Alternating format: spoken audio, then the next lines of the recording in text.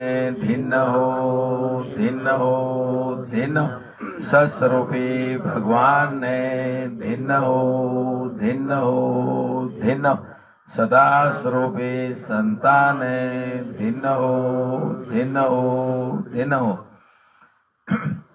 प्रथम वंदन गुरुदेव जी जिण धियो नावतत सार दूते वंदन राम जी जावे क्या भरम विकार हृदय वंदन सब संत जानी अनंत कोटि जन सा जाके पदरज परसता हंस उतर जाए पार शरणा सतगुरु दयाल को मुकैर दे हरि नाम नित पत संगत साधकी आजीवन मोक्ष सुख नाम सब धरती कागज करूं सब वन कलम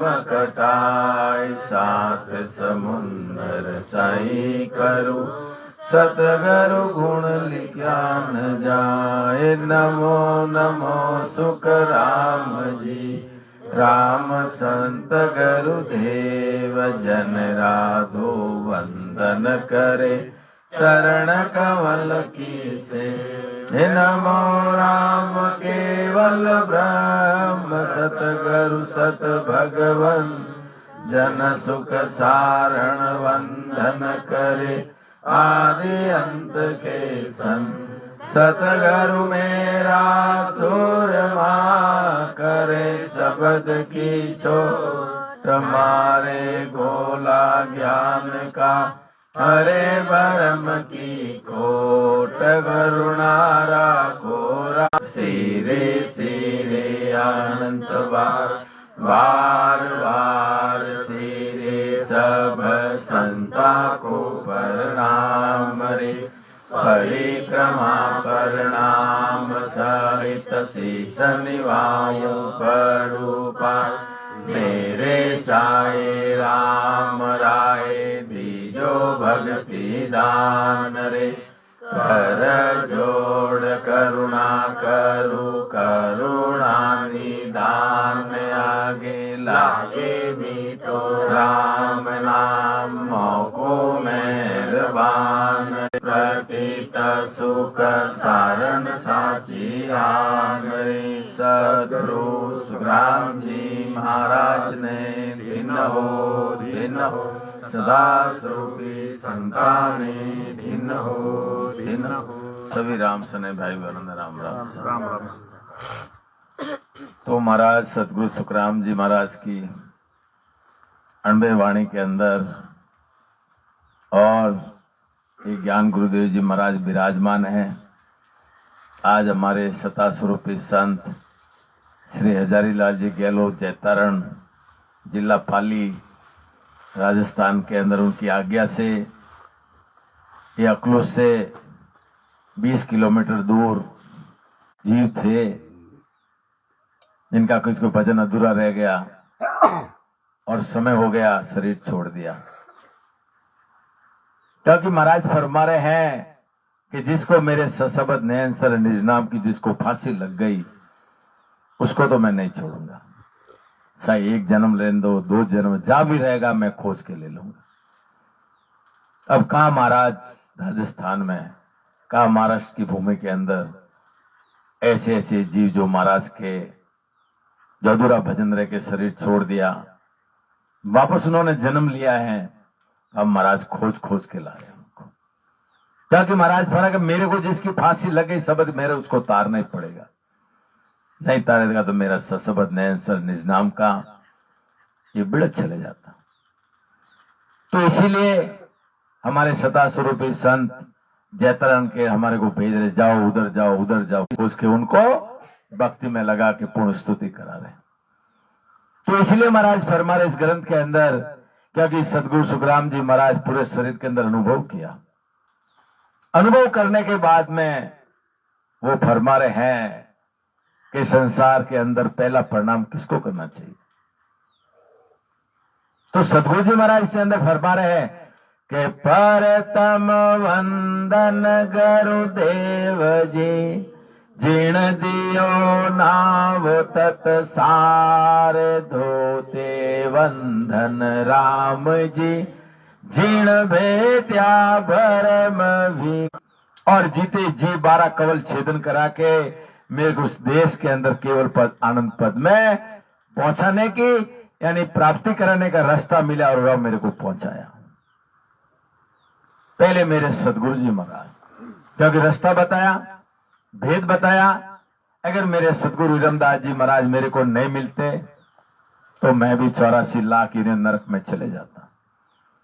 इसके लिए सदगुरु जी महाराज पहला प्रणाम मेरे सदगुरु विरमदास जी महाराज को प्रणाम कह रहे हैं, क्योंकि उन्होंने मेरे को निज नाम इस ब्रह्म की प्राप्ति का गुरु जी भजन करके मैं आपसे जाके मिला, राम जी महाराज से मिलता हूं। क्योंकि राम जी महाराज को दूसरा प्रणाम इसके लिए कर रहा हूं क्योंकि मेरे को सदगुरु जी महाराज ने उस राम जी महाराज का रास्ता बनाया, रास्ता बताया और उस निज धाम के सदगुरु जी महाराज ने कृपा की। जब मेरे अंदर ये सशब्द ब्रह्म विराट से आगे प्रकट होते ही मेरे शरीर में ब्रह्म रूपी अंधेरा खत्म हो गया, ये विषय विकार सब खत्म हो गए। मेरा मन उस सशब्द में लग गया क्योंकि मेरे अंदर अनंत कोट जन सार, झांकी पदरज परसता, हंस उतर जावे पार। अब महाराज फरमा रहे, पहला प्रणाम सदगुरु जी महाराज को, दूसरा राम जी महाराज को और तीसरा उन सब संत जनों को। पहुंचे वो हंस, और वो हंस जो भवसागर से पार हो गए हैं, उतर जाते हैं या उतर गए हैं, उन संतों को भी प्रणाम कर दो क्योंकि उनके पास में ये नैनसर निज नाम सदगुरु मेहर से प्रकट है। बोलो सदगुरु सुखराम जी महाराज ने भिन्न हो भिन्न हो भिन्न हो, सदा स्वरूपी संताने भिन्न हो भिन्न हो भिन्न हो। तो इसलिए महाराज फरमा रहे तीसरा प्रणाम उन केवली भगवंतों को, केवली संतों को जो केवल की भक्ति करके उस सुख विलासा, सबदर सोनिया सतगर का भेणा, देखा सकल आप कार नैणा। अब महाराज यहाँ क्या फरमा रहे, पहला प्रणाम कर लिया, दूसरा कर लिया, तीसरा कर लिया, अब क्या करे महाराज कि मैं तो अनंत भक्तों का दासों का ही दास हूं। कितने छोटे हो गए महाराज,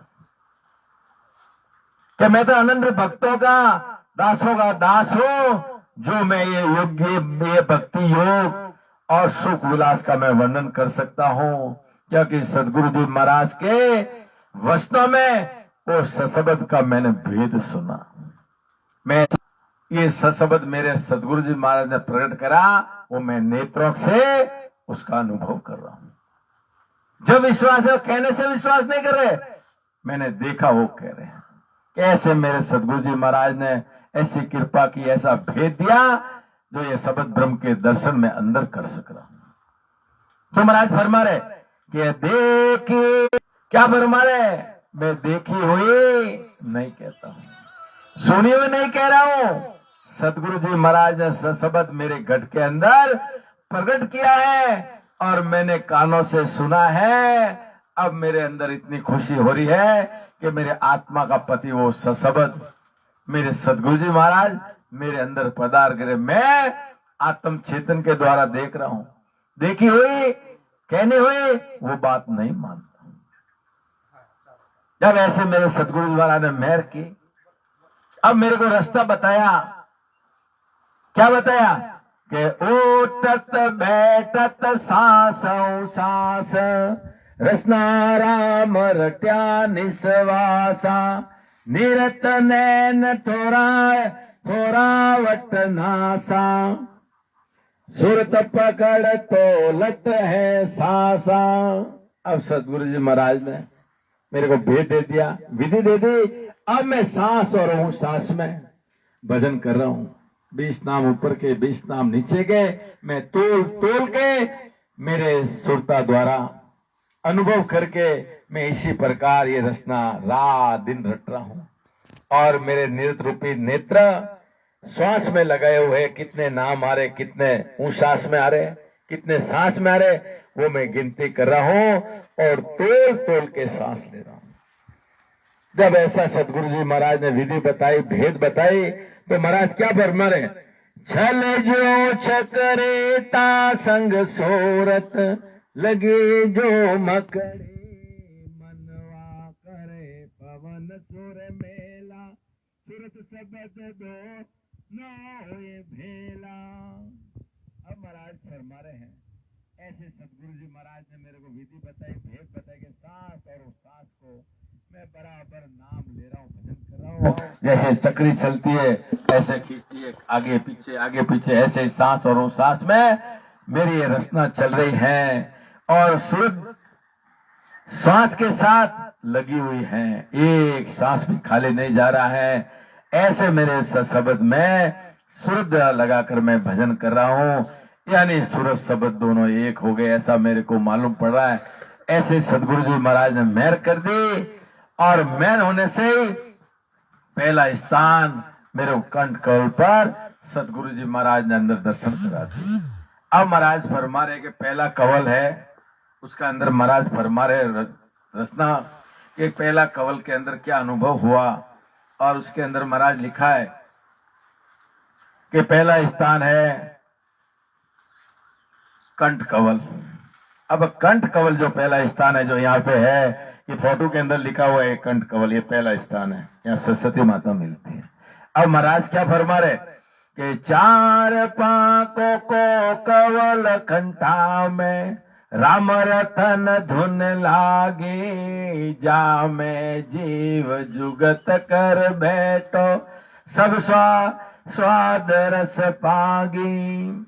अब महाराज फरमा रहे हैं, अपना अनुभव फरमा रहे हैं कि राम नाम का सिमरन विधि से भजन करने से वो परम सत्ता की शक्ति, यानी सदगुरु सुखराम जी महाराज की वो सत्ता, वो परम सत्ता से वो शक्ति, यानी वो सशब्द नयन से ब्रह्म विराट से आके कंठ करोड़ प्रकट होता है और वो साधक को अनुभव होता है कि मेरे अंदर मेरे सदगुरु जी महाराज अंदर आगे, वो सशब्द आगे, वो शब्द ब्रह्म के अंदर दर्शन कराते हैं।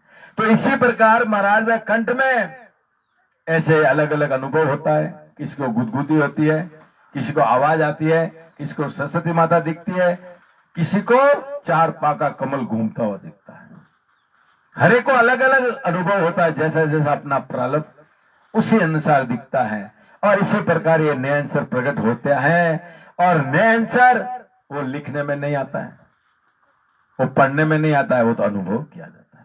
और अनुभव कौन करती है? आत्म चेतन द्वारा अनुभव, वो आत्मा अनुभव कर रही है। और महाराज फरमा रहे हैं केवल अनुभव ही कर सकते हैं। और कंठ कवल पे महाराज फरमा रहे किसी को सरस्वती माता के दर्शन होते हैं, यहाँ चार पांव का कमल खुलता है, ऐसा घूमता हुआ दिखेगा।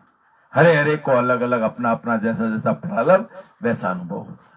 ये पहला स्थान महाराज अनुभव करके फरमा रहे हैं। इस घर माही, अब महाराज फरमाए हृदय के अंदर 8 पाक का कमल बताया महाराज ने। कंठ में 4 पाक का, हृदय में 8 पाक का कमल है, वहां पे शिव पार्वती के दर्शन होते हैं। और महाराज फरमा रहे हैं यहाँ पे स्थान पे सांस मन बुद्धि शुद्धि सूरज सब यही लगती है। और यहाँ पे 4 पाका या 8 पाका कमल में और इससे भी दूना प्रकाश होता है। किसी को कमल के दर्शन होते हैं, किसी को गुदगुदी होती है, वह वैसा अनुभव होता है। और महाराज में तीसरा स्थान हृदय के नीचे मध्य स्थान, नाभि और हृदय के बीच का स्थान मध्य स्थान। अब मध्य स्थान में महाराज क्या फरमाए? दे में दे सूरत में सूरत हृदय मां एक मंडे एक मूरत मध्य। आपको हाथ पकड़ के आपको लेके जाते हैं तो महाराज फरमा रहे हैं हृदय और नाभि के बीच का स्थान मध्य स्थान, महाराज फरमा रहे इसको सत्शब्द आता है जब 16 सूरज जितना प्रकाश आता है, यानी 16 पंखुड़ियों का कमल का फूल है। अलग अलग दृष्टान दिए। अब महाराज में यहाँ अपने सतगुरु जी महाराज आते हैं, जो अपने को शब्द दिए वो इस आत्मा को लेके जाते हैं। तो आगे महाराज क्या फरमा, मन तेजे होए गाजे। अब महाराज पर नाभि स्थान है। ये नाभि स्थान पे महाराज फरमा के जब भजन करते हैं, ये सबसे महत्वपूर्ण जगह है, क्योंकि नाभि से पूरे शरीर से अंदर जो भी खाते हैं पीते हैं करते हैं, नाभि से पूरी नाड़ियों के अंदर जाते हैं, यहाँ से संचालन होता है। शरीर की राजधानी समझ लो, कुछ भी समझ लो, इस नाभि से सब शरीर के अंदर आप जो खाते हैं पीते हैं सब वहां से जाते हैं, सब वहां से सप्लाई होता है। तो इसी प्रकार महाराज नाभि के अंदर 72 नाड़ियां हैं, 72 नाड़ियां हैं। और महाराज फरमा रहे हैं और के सांस छोड़ते हैं और नाभि जब खाली होने लग जाती है, तो इसी प्रकार ये जब शब्द आता है तो पूरे शरीर के अंदर ऐसा अनुभव हो रहा है जैसे नाड़ी नाड़ी रग रग रोम रोम के अंदर वो शब्द की आवाज आ रही है। और रोम रोम में इस राम राम की आवाज है, जो हनुमान जी को आई थी, रोम रोम में राम राम की आवाज है। वो आज महाराज सिमरण सितर करोड़। अब ये सितर करोड़ नाम कैसे हो? क्योंकि महाराज ने कहा सांस में अपन 20 नाम लेते राम राम, और ऊंच सांस में 20 लेते। और संतों ने जो ऊंच सांस में जो वाणी के आधार से जो भी राम राम ले रहे 20 नाम, उसको महत्वता नहीं दी। संतों ने महत्व दिया ऊंच सांस, क्योंकि ऊंच सांस है वो सदगुरु मेर बिना नहीं आता, क्योंकि ऊंच सांस है वो अपने कई जन्मों के कर्म काटने का रास्ता है। जैसे 1 आया 2 आया बढ़ते जाए, जैसे कर्म कटे बढ़ते जाए। तो ऊंच सांस है, ऊंच सांस में 20 नाम आते हैं। ब्रह्मा स्थान, गर्भवास स्थान, वहां क्या लिखा हुआ है, जहां तल कवल और है दूजा, हृदय पाखल घाणी, जा में ब्रह्मा मन घड़त है, उबे नाड़ संग आणी। अब महाराज के नाभि के नीचे ये ब्रह्मा स्थान है, गर्भवास स्थान है, वह ब्रह्मा जी का स्थान है। ब्रह्मा जी सब जीवों को गढ़ रहे हैं। ये जितने जीव बनाए सब ब्रह्मा जी ने बनाए। यहाँ पे महाराज ने लिखा कि 4-6 पाक का कवल खिलता है, और इस स्थान पर महाराज का एक अलग ही अनुभव होता है, क्या यहाँ ब्रह्मा जी आपको दर्शन देते हैं, मोक्ष द्वार में जाओगे। तो इसलिए महाराज मेरा 6ठा स्थान है गुदा घाट, जो पर नीचे बैठते ना टॉयलेट करते वो स्थान गुदा घाट पे महाराज क्या फरमा रहे कि झरना झरे पीवे वन सारा, ब्रह्मंड गोज सबद गुंजारा, गुदा सोन पर संत जन फूंगा, 64 कली सोरस से ऊंगा। अब महाराज फरमा के गुदा घाट, और महाराज फरमा रहे हैं उसके आगे फिर अपने को पाताल लोक के अंदर अपन जाओगे नीचे, वहां आपको 7 लोक और है, रसातल, तलातल, महातल, ये 7 तल है। वो रतल के अंदर उस नरक को देख लो। उस नरक के अंदर जीवों को, जमदूत जी को कई भजिए के से तल रहे हैं, कोई गरम गरम सलाखे डाल रहे हैं, कोई आरी से चीर रहे हैं उस जीवों को। और वहां पे एक नदी है, वो गुरु पुराण में लिखा, और रेवंती नदी है, वो ब्लड की नदी है, खून की नदी, हजारों लाखों जीव तड़प रहे उसके अंदर। तो इसलिए महाराज फरमा रहे वो स्थान पे, वो पाताल लोक के अंदर जब नरक देखोगे तो इस परमात्मा और परमात्मा की भक्ति को नहीं भूलोगे। तो इसी प्रकार महाराज फरमा रहे हैं कि अपने को वो सोचना है, जो महाराज ने जो अनुभव किया वो अपने को खोजे। अब महाराज पाताल लोक से वापस पीछे आते हैं, 6 शंखनाल के रास्ता पूरा किया, अब बंगनाल के रास्ते जहां आपकी रीढ़ की हड्डी स्टार्ट होती है, वह स्थान पे आपको गणपति जी मिलते हैं, रिद्धि सिद्धि के साथ आपको मिलते हैं। और महाराज फरमा रहे हैं वहां पे आपको 64 कली का महाराज फरमा रहे अनुभव हो रहा है, वो अपने को आज हो रहा है। तो महाराज को जो अनुभव हुआ वो अपना विवरण महाराज फरमा रहे हैं कि मैंने ऐसे के रंकार की गोर सो छिट गया स्वर्ग इके, ससुर तर नटने बरता छड़ी, देख भया जगदीश। अब महाराज फरमा रहे रीढ़ की हड्डी है, स्टार्ट होती वहां से 21 घाटे हैं। अब 21 घाटे में 21 स्वर्ग है, यानी देवताओं की पर्वत आता है। वहां पे इंद्र भगवान का सिंहासन है, वहां पे सब देवता वहां खड़े हैं और इंद्र भगवान वहां पे स्वागत करते इस आत्मा का। और इसके ऊपर मेरुदंड महाराज फरमा रहे हैं कि उसके आगे मेरुदंड है। अब मेरुदंड में महाराज क्या फरमा रहे हैं कि धर्म राय सिर पाव दिराए, सुरत सबद संग हर किया, तीनों चाल में चले मेरे सो अपन जो भी काम किए, जो भी कर्म किए, उसका हिसाब वहां पूछते हैं। और सदगुरु साथ में रहते हैं कि इस जन्मों के पेज अपने फाड़ के सदगुरु जी महाराज पूरे जो भी कर्म है अपने हाथों से फाड़ के, जब धर्मराज जी सिर झुकाते हैं उसके ऊपर पैर दे के जाना पड़ता है। उसके आगे 3 नदियां आती है, अल्लाह, पिंगला, सुषमा, तीनों आती है और त्रिवेणी में संगम। और महाराज फरमा रहे कि यहाँ पे ये तीनों नदियां अपने को यहाँ इकट्ठी होती है जब धर्मराज जी अपना पूरा खाता फाड़ देते कि इस जन्मों का। जब धर्मराज सिर झुका के जब ये जीव आगे जाता है, जब अल्लाह, पिंगला, सुखना में आगे महाराज क्या फरमाया 10वें कौल में कि धोए पाकों को कवल त्रिकोटे, निरखत है जन पूरा, अल्लाह, पिंगला, सूक्ष्म दागी, बरसत मुख पर नूरा। अब महाराज पर त्रिकुटी में, ये त्रिकुटी यहाँ पे 2 पाक का कवल बताया महाराज ने, अल्लाह, पिंगला, सुखना, नाड़िया, मेरुदंड से जागृत होकर वह त्रिकुटी में संगम हो जाता है। और साधु को इतना आनंद आता है कि वहां पे 33 करोड़ देवी देवता उस आत्मा का स्वागत करते हैं कि दिन हो। और यहाँ पे कई प्रकार के देवता बाजा बजाते हैं, कुछ क्या करते हैं, कोई स्वागत करते हैं। पर संतों ने भी कहा कि बाजा जी बाजे, हीरा जी बरसे, जोत जिला मिल हो, राम राम, जोत जिला मिल हो। ये वैकुंठ है त्रिकुटी में, ये वैकुंठ है। सब देवता स्वागत करे आत्मा को कि मृत्यु लोक में कमाई करके वो अमर लोक में जारी है। पण देवता वही लुंबा, अरे यही रहो संता, यही रहो, पर सदगुरु साथ में, चलो आगे, चलो आगे, चलो अमरापुर।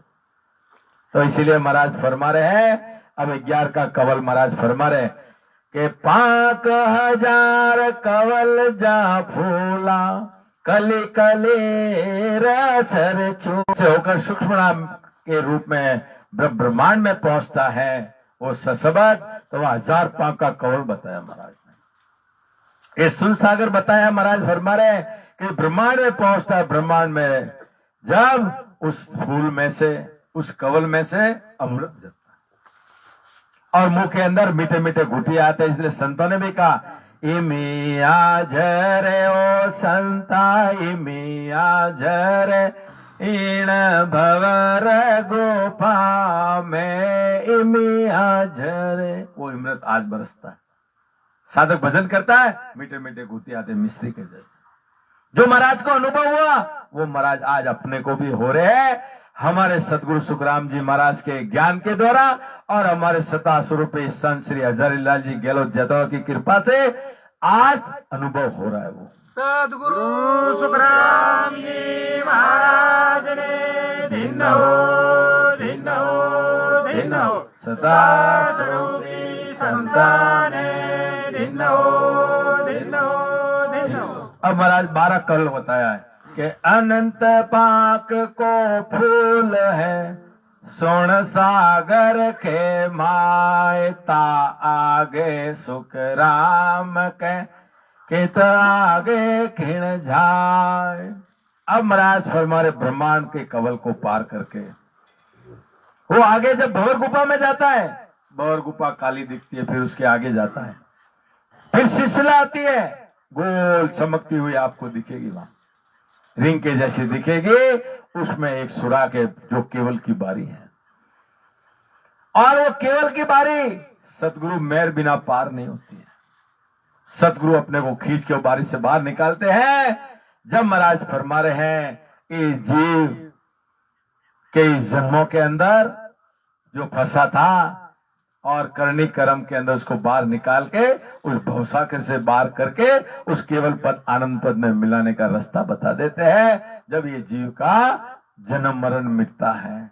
इसलिए महाराज फरमा रहे कि साचा गुरु शेष को कर दे आप समान, दो जा गुरु सुख राम के कन फूकारा ज्ञान।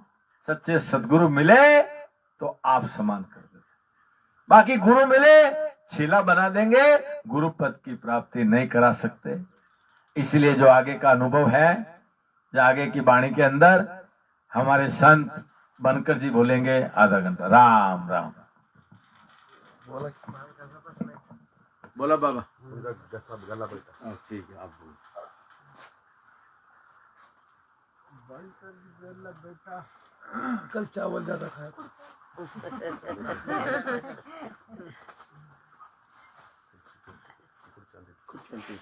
चलेगा, चल कुर्सी नीचे रहती है बराबर। ये दे तो कुर्सी ले लो।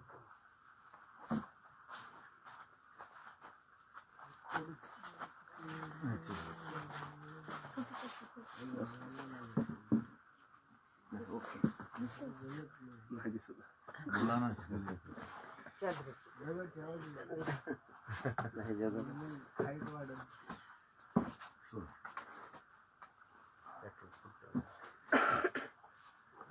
नहीं टूटता, टेंशन मत लो। नाही म्हणजे बस येत नाही ना मला।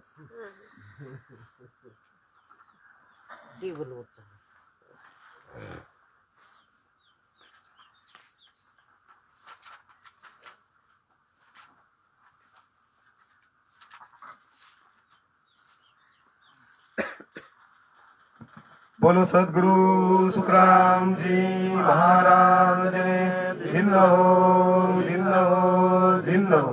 सता स्वरूपी संताने धिन्न हो धिन्न हो धिन्न हो। प्रथम वंदन गुरुदेव जी जिन दियो नाम तत्सार। द्वितीय वंदन राम जी जिन मेट्या भरम विकार। तृतीय वंदन सब संत जन अनंत कोट जन सार। जाके पद रज परसता हंस उतर जावे पार। शरण सतगुरु दयाल को मुख हृदय हरिनाम। नितपत संगत साधकी आजीवन मोक्ष सुख राम। सब दरदी कागज करू सब वन कलम कटा। सात समंदर शाही करो सतगुरु गुण लिखा न जान। नमो नमो सुख राम जी राम संत गुरुदेव। जन राघो वंदन करे चरण कमल की से। नमो राम केवल ब्रह्मा सतगुरु सत भगवंत। जन सुख सारन वंदन करे आदि अंत के संसार। सदगुरु सुखराम जी महाराज ने धिन्न हो धिन्न हो धिन्न हो। सता स्वरूपी संताने धिन्न हो धिन्न हो धिन्न। राम राम। आज आपण सद्गुरु सुखरामजी महाराजांच्या अनुभववाणी या नावाचा ग्रंथ आहे। या ग्रंथाचंच नाव काय? अनुभववाणी। सद्गुरु सुखरामजी महाराज या आपल्या अनुभववाणी याचा अर्थ काय होतो तर त्यांना जो अनुभव आला, त्यांनी जे तप केलं ते तप कुठं केलं तर स्वतःच्या शरीरामध्ये केलं। किती वर्ष केलं तर 18 वर्ष केलं हे तप। आणि हे तप 18 वर्ष जे तपामध्ये त्यांना जे ज्ञान प्राप्त झालं, मग स्वतःच्या शरीरामध्ये ते 18 वर्ष फिरलं आणि जसंच्या तसं 31,000 पानांचा ग्रंथ लिहिला। परंतु दुर्दैवानं फक्त 1100 पानं आपल्याकडे उपलब्ध आहेत। किती? 1100 पानं उपलब्ध आहेत। हे संत सुखरामजी महाराज अमर देशातून, बघा अमर देश जिथं जन्म मरण नाही अशा देशातून, म्हणजे वैकुंठाच्याही वरती 14 भवन आहेत आणि त्या 14 भवनाच्या वरती काळ आणि काळाच्याही वरती अमरदेश आहे. तिथून हा जीवात्मा आला आणि हा दिव्य जीवात्मा एका ब्राह्मणाच्या 9 वर्षाचा मुलगा मृत पावलेला असतो त्याच्या शरीरामध्ये प्रवेश केला आणि त्यांनी 18 वर्ष तप केलं आणि त्या तपामध्ये जो त्यांना ज्ञान प्राप्त झालं स्वतःच्या शरीरामध्ये, त्यांनी हे सांगितलं की खंड पिंड आणि ब्रह्मांड सगळं आपल्या शरीरामध्ये, दुसरं कुठेही जायची गरज नाही. मग महाराष्ट्रामध्ये अनेक संत होऊन गेले, संतांनीही वरडून सांगितलं आपल्याला की तुम्ही कुठेही जाऊ नका, का तर तुझा आहे तुझं पाशी, तू जागा चुकलासी. याचा अर्थ असा होतो की सगळं तुझ्यापाशी आहे, खंड तुझ्यापाशी आहे, पिंड तुझ्यापाशी आहे, ब्रह्मांड तुझ्यापाशी आहे. म्हणजे सद्गुरु सुखरामजी महाराजांनी फक्त संतांनी सांगितलं, दिशा देण्याचं काम केलं, परंतु सद्गुरु सुखरामजी महाराजांनी ते अंमलात आणलं. ते सत्य आपल्याला दाखवलंच नव्हतं तर त्या सत्याची जाणीव करून दिली. ह्या वाणी माध्यमातून नव्हे तर ह्या अनुभवातून करून दिली, राम नामाच्या भेदातून करून दिली. का तर राम नामाचा भेद कसा घ्यायचा, हे विधीपूर्वक कसं भजन करायचं, त्यांनी हे सगळं शिकवलं आपल्याला. म्हणून आज हा अनुभव होतोय. मग सद्गुरु सुखरामजी महाराज काय म्हणतात की प्रथम वंदन गुरुदेवजी. का तर सर्वात प्रथम माझ्या त्या गुरुला वंदन आहे ज्यानं मला हे ज्ञान दिलं. का तर ते ज्ञान मला जर त्यांनी दिलं नसतं तर मी आज तुम्हाला हे ज्ञान देऊ शकलो नसतो. म्हणून ते काय म्हणतात की जे मला नाम दिलं, जे रामरायाचं नाम दिलं, त्या गुरुरायाला माझं सर्वप्रथम काय वंदन आहे. द्वितीय वंदन रामजी, म्हणजे परमात्म्याला माझं. दुसऱ्या वेळेस कुणाला ते वंदन करतात? परमात्म्याला वंदन करतात, रामजीला, ज्याने माझ्यामध्ये असणारा विकार काय केला, दूर केला या रामनामाने, जे सत्याचं ज्ञान मला दाखवलं. तृतीय वंदन सब संतज, म्हणजे जे सत्ताधारी संत होऊन गेले अशा सर्व संतांना माझं हे तृतीय वंदन. आणि जे अनंत कोट संत आहेत त्या सर्वांना, ज्यांनी ज्या पदावरती विराजमान झालेले असे संत आहेत, जे अमर देशामध्ये गेलेल्या, या सर्व संतांना काय माझं हे तृतीय वंदन आहे. म्हणून सद्गुरु सुखरामजी महाराज या वाणीमध्ये संतांनी मगाशी काय सांगितलं की खंड पिंड आणि ब्रह्मांड आपल्या शरीरामध्ये, आपल्या शरीरामध्ये 12 ठिकाणी 12 कवल आहेत आणि 12 ठिकाणी 12 देवता विराजमान, ज्याची आपण सकाळ उठता बसता पूजा करतो. ते सर्व दैवत आपल्या शरीरामध्ये, आणि त्या शरीरामध्ये दावण्याचं काम हे सद्गुरु सुखरामजी महाराजांनी केले. त्यांनी सांगितलं प्रथम कवल आपल्या कंठावरती आहे, जिथं सरस्वती माता विराजमान झालेले आहे. आपण जर सद्गुरूच्या विधीनं भजन केलं तर प्रथम कवलावरती 4 पकडावरती बसलेली ही सरस्वती माता आपल्याला दर्शन देते. आपल्याच शरीरामध्ये, आपल्याच कंठामध्ये. फक्त आपल्याला काय करायचंय की विधीपूर्वक भजन करायचं. विधीपूर्वक भजन करायचंय म्हणजे काय, गुलाल नारळ अगरबत्ती काही लागत नाही. फक्त आपल्याला काय लागतं, हे मनुष्य शरीर, तेही आपल्याकडे आहे. आणि आपण ज्या सोडत्या श्वासाने राम राम म्हणत होतो, त्या सोडत्या श्वासानं राम राम म्हणायचं नाही, फक्त घेत्या श्वासानं राम राम म्हणायचंय. म्हणजे आतमध्ये घेताना फक्त राम राम म्हणायचंय. किती वेळा? 20 वेळा. आणि हे कवल आपलं ओपन होतं या, हे 1 नंबरचं द्वार आपलं उघडलं जातं या. का तर ह्या रामनामाच्या भेदानं, का तर ह्या रामनामाच्या भेदानं काय होते, मोक्ष प्राप्तीसाठी आपल्या शरीरामध्ये 12 कवलावरती 12 देवता बसलेल्या आहेत. 1 नंबरची देवता आपल्या कंठावरती. 2 नंबरचं कवल कुठे? आपल्या छठीमध्ये, तिथं शंकर आणि पार्वती विराजमान आहे. 8 पाकळाचं कवळ आहे, तिथं त्या देवता काय झालेल्या आहेत, ती विराजमान झालेल्या आहेत. कोण? शंकर आणि पार्वती माता. 3 नंबरचं कवल जिथं बेंबी आणि छठीच्या मध्यभाग आहे, त्याच्यावरती गुरुस्थान आहे. जेवढे जेवढे आपले जे कोणी गुरु असतील ते गुरूंचं दर्शन इथं होते. 3 नंबरचं कवल, 4 नंबरचं कवल आपल्या बेंबीमध्ये, तिथं विष्णू आणि लक्ष्मी बसलेले आहे. की बघा, आपण खाल्ल्याला सगळं अन्न कुठं जातं? या पोटामध्ये जाते, म्हणजे बेंबी पशी जाते. तिथं काय? 72 नाड्या आहेत. आणि त्या 72 नाड्यामध्ये 72,000 नाड्या छोट्या मोठ्या आहेत. ते अन्ननलिका आहेत. प्रत्येक ऍटमला आपल्या शरीरामध्ये जे जे भाग आहेत त्या भागाला ऊर्जा पुरवायचं काम त्या नाड्यांकडे आहे. म्हणजे विष्णूकडे काय काम आहे, शंकराकडे काय काम आहे? संहार करायचं काम आहे. आणि विष्णूकडे काय काम आहे? तर पालन पोषण करायचं काम आहे. म्हणजे वैकुंठ कुठं? आपल्या पोटामध्ये. आणि पोटामध्ये जे खंड पिंड ब्रह्मांड आहे विष्णूकडे 3 देशामध्ये जेवढे जीवात्मा आहेत, म्हणजे आपल्या शरीरामध्ये खंडपिंड ब्रह्मांड आहे, या खंडपिंड ब्रह्मांडाला अन्न पुरवायचं काम या पोटातून होतं. म्हणजे विष्णू इथे विराजमान आहे. बघा, प्रत्येक ग्रंथामध्ये लिहिलेलं आहे, जन्म देण्याचं काम ब्रह्मदेवाचं आहे. ब्रह्मदेवाचं स्थान कुठं आहे? ब्रह्मस्थान जे आहे तिथं ब्रह्मदेव उगम तो कुठं आहे? तिथं ब्रह्मदेव विराजमान आहे. विष्णू कुठे? बिंबीवरती आहेत. बघा, विचार करण्यासारखी गोष्ट आहे. खंडपिंड आणि ब्रह्मांड सगळं आपल्या शरीरामध्ये दाखवलेलं आहे.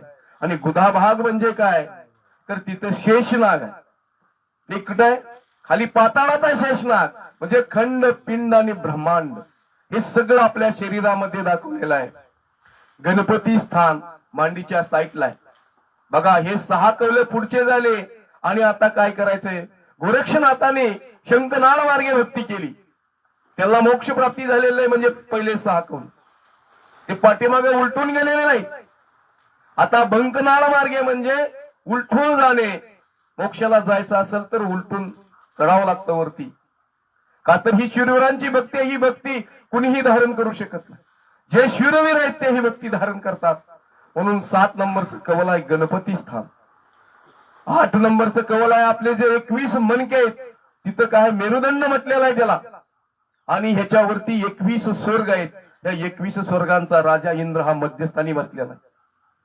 त्या इंद्राचं दर्शन होतं. एवढंच नव्हे तर इंद्र काय करतोय की आपलं सिंहासन येणाऱ्या संताला जो सद्गुरूच्या विधीनं भजन करून या स्थानावरती जातो त्याला काय करतो? आपल्या सिंहासनावरती बसवतो आणि तो असा साईटला बसतो. सुमेरू पर्वत बोलतो. सुमेरू पर्वत. तर बघा, विचार करा, म्हणजे विचार करण्यासारखी गोष्ट आहे की इंद्रदेव सुद्धा आपलं सिंहासन बाजूला ठेवून त्या संतांना काय करतोय? राम नाम घेणाऱ्या विधिवत, कसं विधिवत राम नाम घेणाराला तो आपल्या सिंहासनावरती बसतोय. आणि हित जो आहे त्याच्यावरती कोण बसलेला आहे? यमराज बसलेला आहे. म्हणजे यमराज बघा काय करतोय की तिथं त्याच्यापाशी आपल्याला दिवसामध्ये 21,600 श्वास परमेश्वर 24 तासासाठी आपल्या खात्यामध्ये टाकले जातात. आणि प्रत्येक श्वासाचं लिखाण हा यमराज करतोय. आणि त्याच्या दरबारात चित्रगुप्त आहे. चित्रगुप्त प्रत्येक श्वासाचा हिसाब ठेवतोय. जो आजपर्यंत आपण सकाळ उठल्यापासून संध्याकाळपर्यंत जे जे काय केलं, अगदी झोपेमध्ये जे सुद्धा आपल्याला जे आपण एखादं चितलं असेल ते सुद्धा लिहिलं जाते. आज तुम्ही जी सत्संग 1 तासाची सत्संग तुम्ही आज अटेंड करताय, हे सत्संगचं सुद्धा तिथं लिखाण केलं जातं. आणि ज्या वेळेस आपण ह्या कौलावर आपलं पाप पुण्य फाडलं जातं, या बघा सद्गुरू सत्ताधारी संत आपल्या संघ असतात, सद्गुरूच्या विधीनं भजन करतात. त्यावेळेस यमराजाच्या डोक्यावरती आपण पाय देऊन, धर्मराजाच्या डोक्यावरती पाय देऊन आपण त्रिकुटीमध्ये येतो. म्हणजे इथं ज्योती लोक आहे. आणि ह्या ज्योती लोकांमध्ये देवीचं स्थान आहे. इथं सर्व देवता विराजमान आहे, संत विराजमान आहे. आणि इथं आपल्याला विडा, पिंगळा आणि सूक्ष्म ह्या 3 नद्या आपल्या जागृत होतात. म्हणजे गंगा, यमुना आणि सरस्वती ह्या 3 नद्या काय होतात? जागृत होतात. याचा अनुभव येतो आपल्याला. म्हणजे हा अनुभव सजासजी घडत नाही. का तर आपल्या संगी आपले गुरु असतात, सत्ताधारी संत असतात. त्यांच्यामुळे हा आपल्याला हा पराक्रम आपल्या शरीरामध्ये घडतो.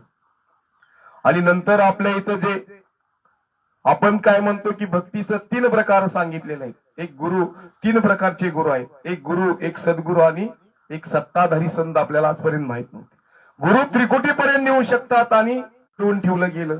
हे 10वं द्वार उघडलं जातं त्या रामनामाच्या भेदरूपी शब्दानं, रामनामाच्या सद्गुरूच्या विधीनं, सत्ताधारी संताच्या परवानगीनं त्यांना आपण शरण गेल्यावरती 10वं द्वार आपलं उघडलं जातं. आणि 10वं द्वार उघडल्यावरती आपल्याला केवल्य आनंद पदाची प्राप्ती होते. हेच आज सद्गुरू सुखरामजी महाराजांच्या या अनुभववाणीमध्ये हे लिहून ठेवलेलं आहे. नुसतं लिहिलेलं नाही तर ह्या अनुभव आपल्याला येतो. आज इथं जे बसलेले कमीत कमी 20-25 जणांना हा अनुभव आलेला आहे. आज मला सांगा, हे संत राजस्थानवरून आले, एकही रुपया न घेता. का तर जीव जागृत करण्यासाठी आलेले. खरी भक्ती काय? का तर आलेल्या पाहुण्याला आपण रामराम पाहुणं म्हणतो आणि दारामधील प्रेत उचलताना सुद्धा राम नाम सत्य म्हणतो. याचा अर्थ काय? याचा अर्थ एकच सांगून जातो की राम नाम हे आपल्याला मोक्ष पदाची प्राप्ती करून देण्यासाठी. कशासाठी? मोक्ष पदाची प्राप्ती करून देण्यासाठी. परंतु मोक्ष पद जर प्राप्त करायचं असेल तर आपल्याला सद्गुरूच्या विधीनं हे 12 कवल छेदन झाले, म्हणजे 12 देवतांचा आशीर्वाद आपल्याला मिळला पाहिजे. त्याच्याशिवाय हे घडू शकत नाही. त्यांचं देणं घेणं काय असेल ते द्यावं लागतं या राम नाम रूपातून. तेव्हा त्या देवता आपल्याला आशीर्वाद देते, सजासजी देत नाही. का तर सत्ताधारी संत असतात, त्यांच्या कृपेनं हे घडतं. म्हणून सद्गुरू सुखरामजी महाराज इथं काय सांगतात, काय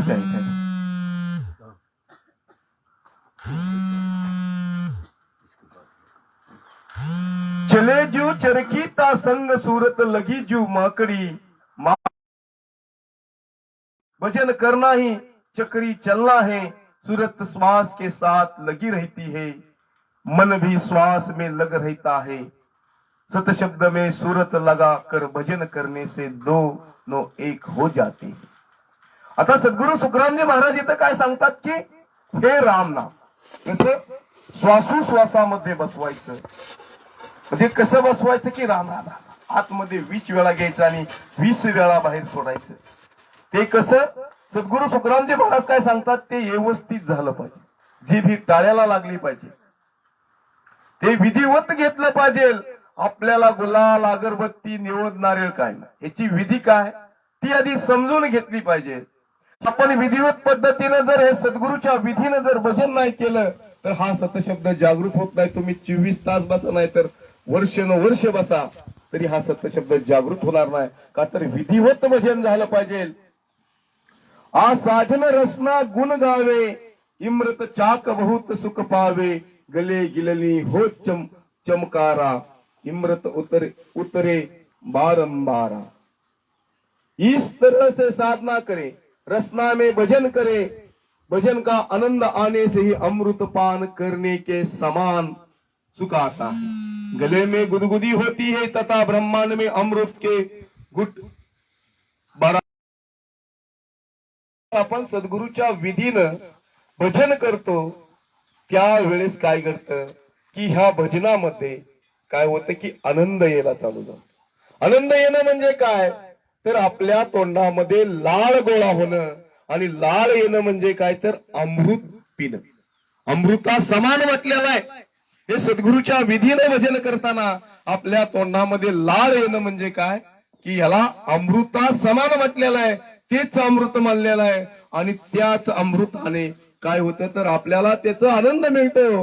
काल आमच्याकडे आलेले सोमाजी सावंत यांनी रात्री 1 तास भजन केलं पाट्याचं आणि ते झोपले. त्यांना इतकी शांत झोप लागली. ती झोप म्हणजे तोच हा आनंद आहे. परवा दिवशी त्यांनी भेद घेतला. मग ह्या ग्रंथामध्ये जे लिहिलेलं आहे तो त्यांना अनुभव आला. 2 दिवस झाले त्यांनी भेद घेतला आणि त्यांनी पाट्याचं 1 तास भजन केलं. त्यावेळेस त्यांना शांत अशी झोप लागली. आमची येताना चर्चा झाली. मग तो आनंद म्हणजे काय, तो आनंद हाच की सगळं विसरून आपण शांततेने झोपतोय, हा तो आनंद आहे. हे ते समाधान आहे. हे समाधान लाखो रुपये दिलं तरी तुम्हाला कुठेही मिळणार नाही.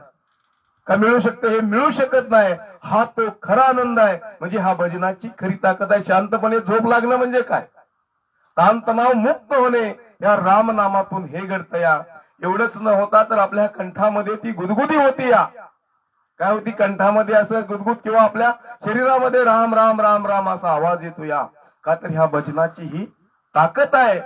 म्हणून सद्गुरू सुखरामजी महाराज काय म्हणतात की इम्रत सीर चले एक धारा, उपजा प्रेम भया पती यारा, भाई प्रतीत रतया निम रामा, रात दिवस नहीं पल विश्रामा. भजन करण्याची जो इच्छा नहीं होती.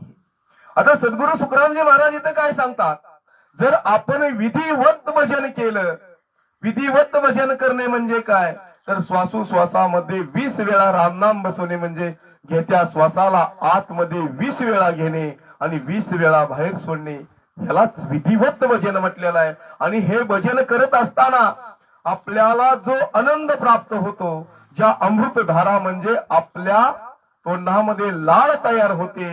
एवढेच नव्हे तर हे भजन करत असताना आपल्याला त्या भजनाविषयी आवड निर्माण होती.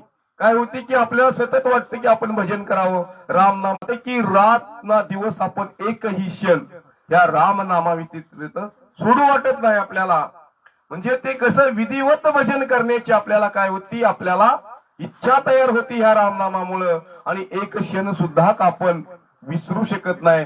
का तर आपण ज्यावेळेस आईच्या गर्भामध्ये होतो त्यावेळेस यमराजाला साक्ष ठेवून परमेश्वराला पुढे शपथ घेतली होती. आपण काय शपथ घेतली होती की मी तुझे विधिवत पूर्वक एक श्वासही वाया जाऊन देणार नाही. मी तुझं आणि तुझं रामराया राम नामाचं काय करेल, भजन करेल. काय करेल, आईच्या गर्भामध्ये असताना आपण काय केली, शपथ घेतली होती. आणि 184 मध्ये ज्यावेळेस आपण फिरत होतो त्यावेळेस सुद्धा परमात्म्याला विनंती करत होतो की हे परमात्मा मला मनुष्य शरीर द्या, मी तुझी आणि तुझीच भक्ती करील, मी दुसरं काही करणार. म्हणजे ती भक्ती जागृत झाल्यावरती आम्हाला सांगतो की ही शपथ प्रत्येकाने घेतली.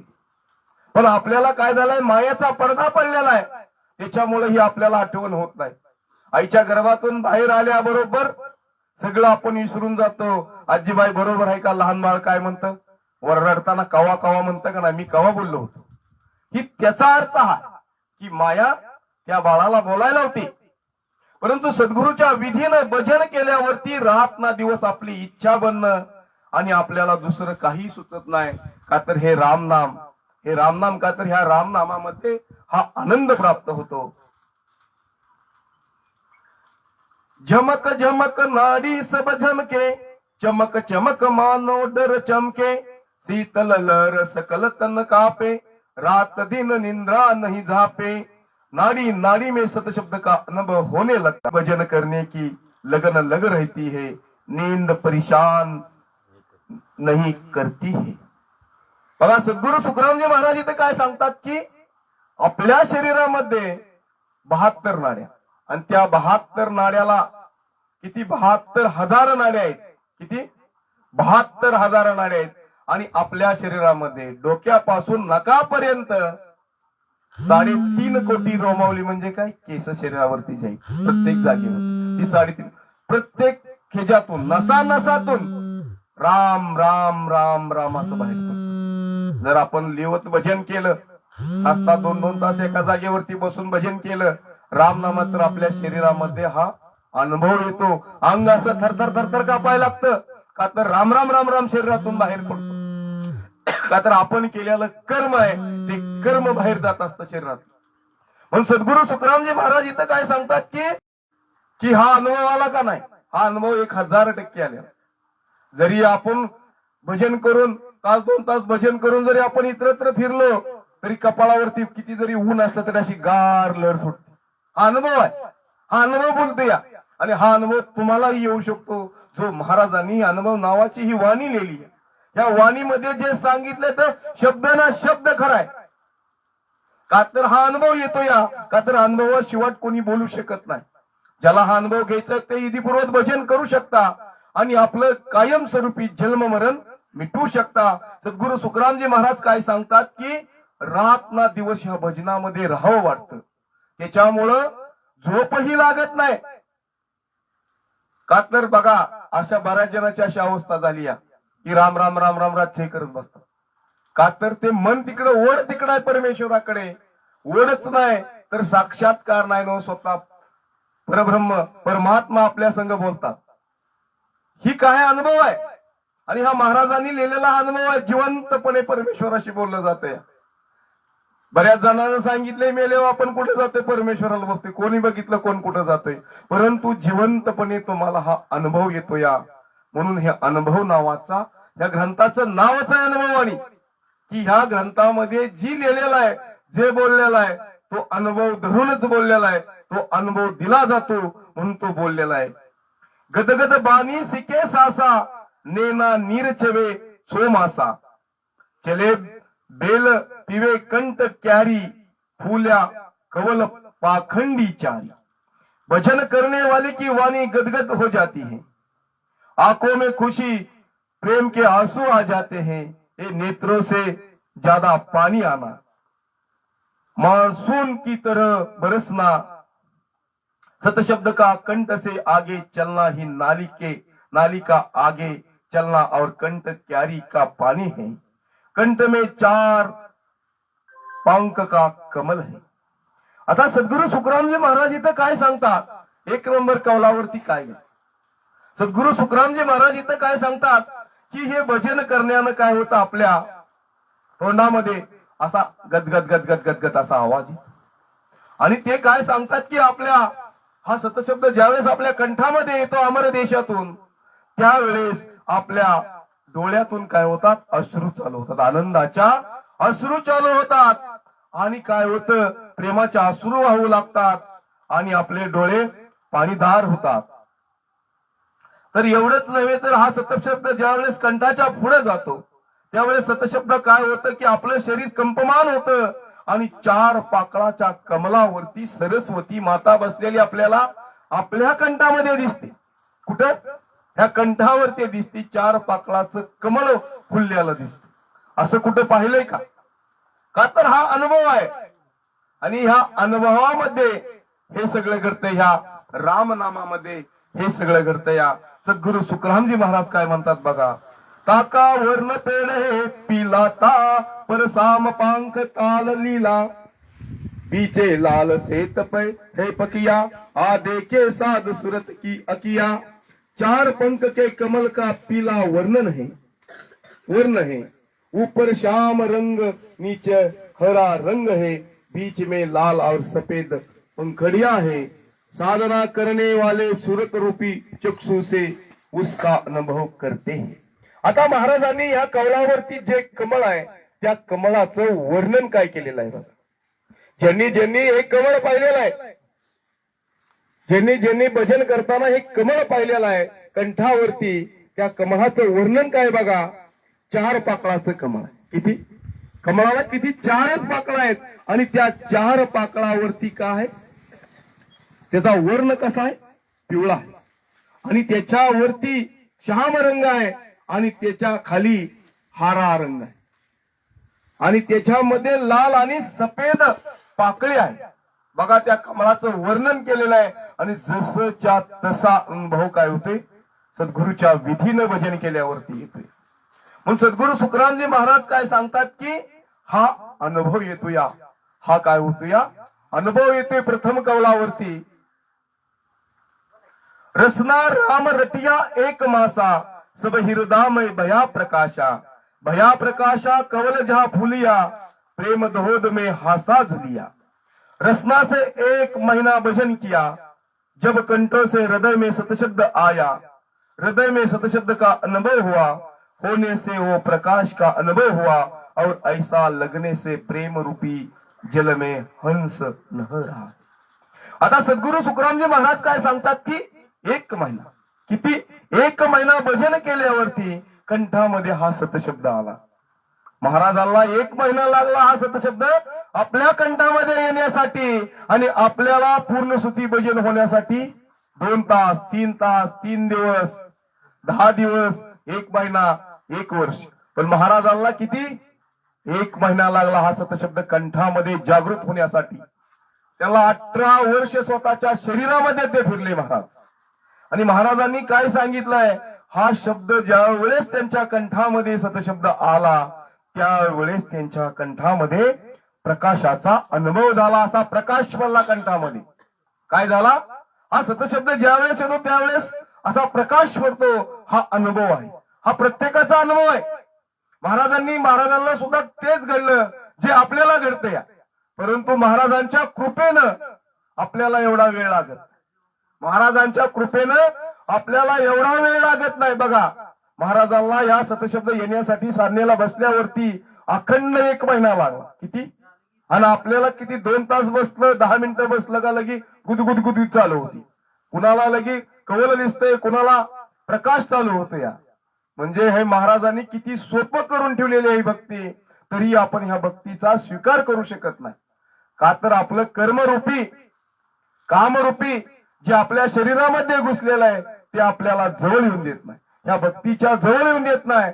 जे ही सत्संग ऐकायला आलेले आहेत ते सुद्धा महान आहेत. का तर ह्या सत्संगला पोचणं म्हणजे यमाला सुद्धा, बघा विचार करा, तुमचे हे चित्रगुप्ताला हिशोब ठेवावा लागणार आहे. का तर तुम्ही आज देवांनाही सजासजी भेटत नाही, तो आज तुम्हाला दत्ता नायकुडीच्या रूपाने हा प्रसाद आणि हा सत्संग लाभला.